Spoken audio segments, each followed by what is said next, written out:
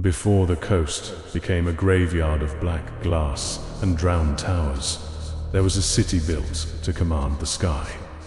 Its people raised copper spires higher than temples, stretched golden wires between rooftops, and carved storm runes into every gate. Their bridges hummed when thunder rolled. Their rooftops sang when clouds gathered. Every citizen wore a small chain around the wrist, not for wealth or rank, but as a lesson taught from childhood. Lightning always seeks a path. The city did not pray for rain. It summoned it. It did not fear thunder. It taught thunder to kneel. But the secret of the city was not in its towers. It was not in its copper crowns, nor in the bright veins of metal stretched between rooftops like the strings of some vast instrument. The secret was buried far below, deep beneath the foundations, where no sun reached and no wind moved. The first artificers discovered a storm that did not belong to the sky. It pulsed inside a vein of blue glass and molten copper, trapped beneath the earth like a second heart. Each surge carved symbols into stone. Each pause between its flashes sounded almost like breath. The first scholars called it a natural miracle. The second generation called it a weapon. The third generation learned not to name it at all. For the longer they studied the buried storm, the clearer its nature became. It was not asleep. It was imprisoned, and it remembered. At the center of the city stood the Storm Court, a shrine built without an altar, without statues, and without kneeling benches. There was only a flask. It was small enough to hold in one hand, yet every tower in the city had been raised to protect it. Its body was formed from sky-blue crystal, crowned with sun-burnished gold, and bound with storm-forged metal, thin enough to tremble when thunder passed through the air. A red-gold sigil burned across its surface, not painted onto the glass, but scorched into reality itself. The artificers called it a containment vessel. The re-priests called it a blessing. The soldiers called it a weapon. The dying called it a second heartbeat. Into its belly, the artificers poured the living current, one measured spark at a time. They braided gold wire around the neck, sealed the cap with tempered crystal, and whispered the first binding runes through copper masks so their own breath would not become part of the spell. But the storm refused to become a servant. Even trapped, it moved. The substance inside was not truly liquid. It rolled like water, flashed like a summer tempest, and whispered like 1,000 nerves waking at once. Sometimes it struck the inside of the glass like a trapped serpent of light. Sometimes it turned slowly beneath the surface, red sigil glimmering through blue fire like an eye opening in deep water. They named it the Stormvein Chalice. At first it was considered a miracle. That was the first mistake. The first ruler to drink from the chalice did so before a battle at the Western Gate. His enemies had broken through the outer bridges. Their iron shields lined the streets. Their siege engines spat flame at the copper towers. The city's defenders had fallen back to the Storm Court, and every priest there begged the ruler not to open the flask. He ignored them. When he drank, he did not fall. He rose. For 8 violent breaths his blood became a circuit. Lightning entered his veins and turned his bones into conductors. Blades that struck him sparked and bent away. Arrows burst into blue-white ash before they reached his heart. His wounds tightened, not healed gently, but forced shut by stolen force, dragged back through thunder. Enemies nearby staggered. Invisible voltage entered their armor, their nerves, their courage. Their hands trembled. Their shields felt thinner. Every wound upon them opened wider beneath the storm's judgment, as if the chalice had made their flesh remember how easily it could break. The ruler walked through the battle like a man chosen by the sky. And when the final enemy fell, the city cheered. Only the glassmakers remained silent.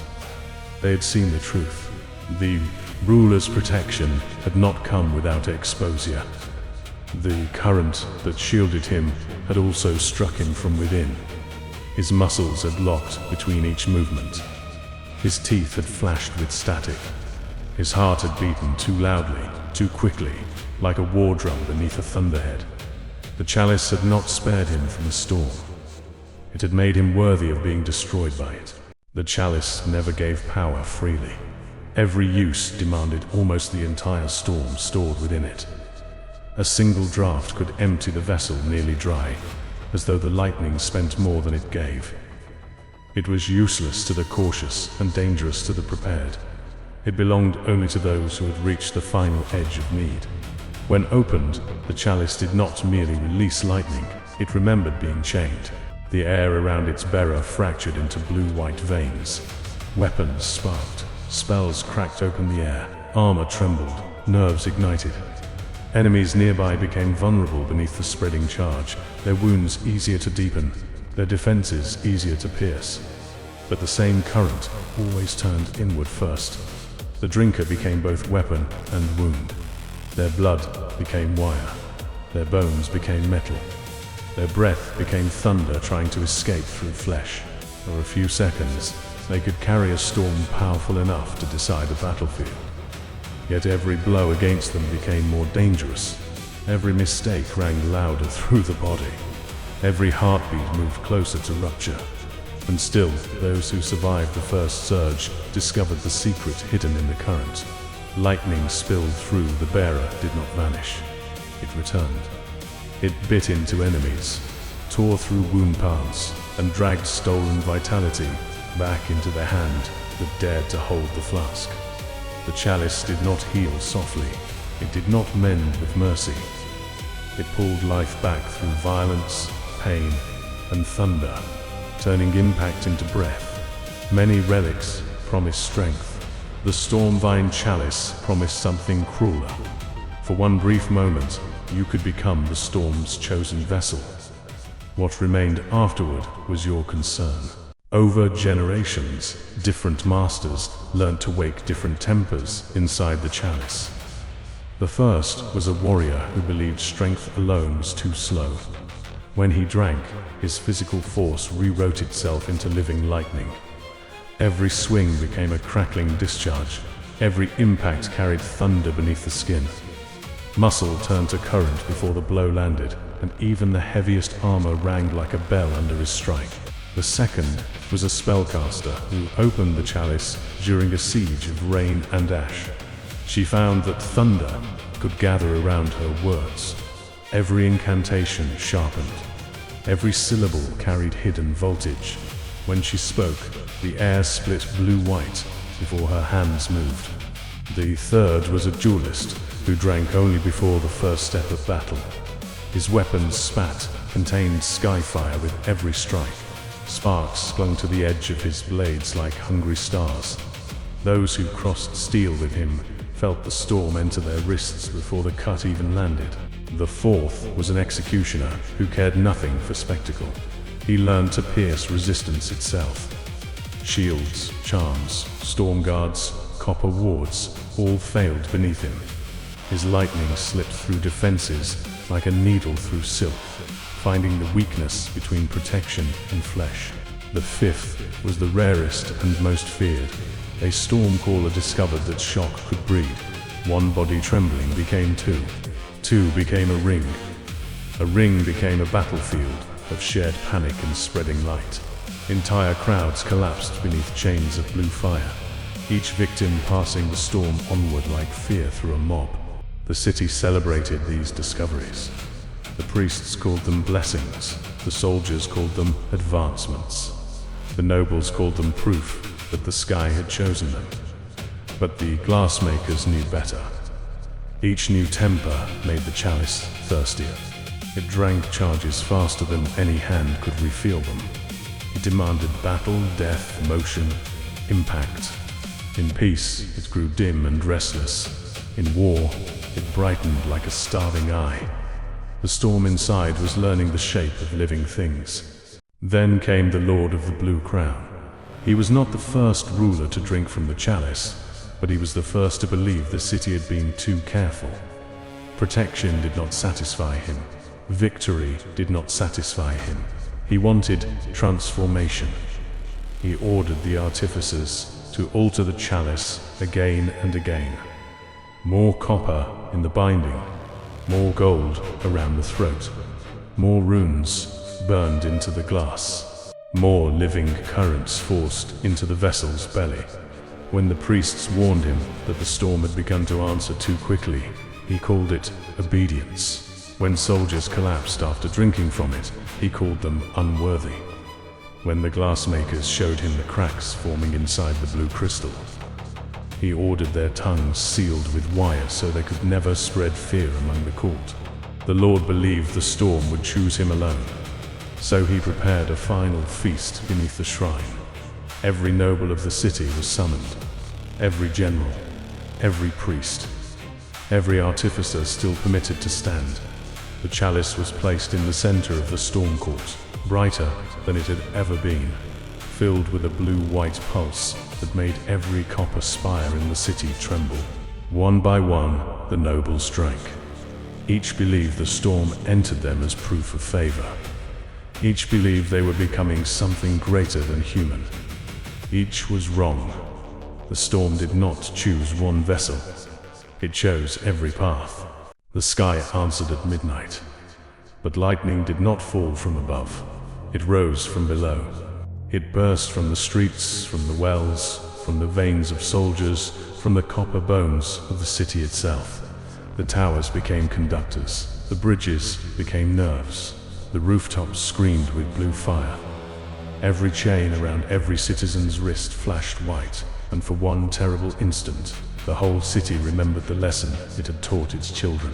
Lightning always seeks a path. The storm court split open. The shrine became a column of light. The nobles burned without flame, their bodies outlined in blue fire before vanishing into glassy ash. The Lord of the Blue Crown stood before the highest tower, laughing until thunder filled his mouth and split his voice into 1,000 breaking bells. The towers bent inward, the bridges fused, the streets melted. Those who tried to flee found the storm already waiting in their blood. By dawn, the city was gone, not conquered, not ruined, gone. Only black glass remained where markets had stood. Only drowned towers broke the coastal water. Only silent metal lay beneath the sand, twisted into shapes like frozen lightning. And beneath the flooded chamber of the broken storm court, untouched by ruin, the chalice remained. Its blue glass was unbroken. Its golden crown was clean. Its red sigil still turned slowly beneath the surface, like an eye. The Stormvein Chalice did not stay buried. No prison holds lightning forever. Fishermen found it tangled in copper chain after a storm split the tide. A thief stole it from a drowned shrine and sold it for bread. A mercenary carried it through 7 wars and claimed it whispered before every battle. A dying queen drank from it on the steps of a burning palace and stood long enough to name her successor before the current stopped her heart. It passed from hand to hand, never empty for long. The chalice refilled itself in the wake of death. Not fully, never kindly, but enough. Wherever blood soaked the ground and fear sharpened the air, the storm inside grew brighter. Those who carried it felt the same promise when their fingers closed around its neck. Power enough to burn the enemy. Life stolen back through lightning. A shield against the storm. And a price paid from inside the blood. The wise used the Stormvein Chalice only when the battle was already decided. The desperate used it to decide the battle. Yet all who drank learned the same truth in the final flash between power and ruin. They did not command the storm, they agreed to carry it. And when the thunder ended, whatever remained of them knew whether they had been its master, or merely another shape it passed through.